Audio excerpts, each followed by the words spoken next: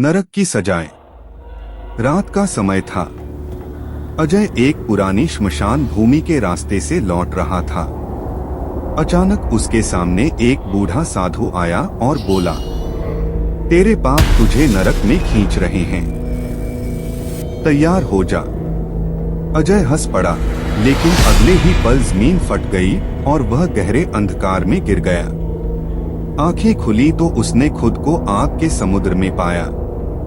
वहां सैकड़ों आत्माएं चीख रही थीं। कोई कांटों से भरी दीवारों पर टकरा रहा था, तो किसी को जहरीले सांप डस रहे थे।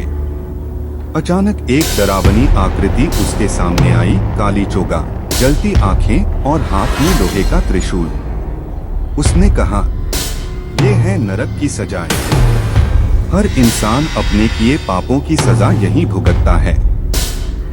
अजय ने भागने की कोशिश की, मगर उसके हाथ पांव जंजीरों से बंध गए।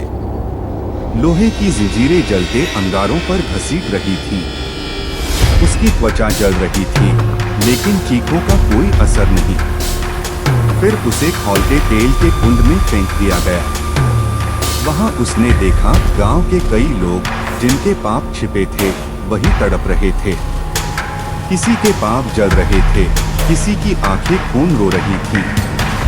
अजय समझ गया कि नरक की सजाएं सिर्फ कहानियां नहीं, बल्कि हकीकत हैं। आखिरी पल में उसकी आत्मा राख बनकर बिखर गई।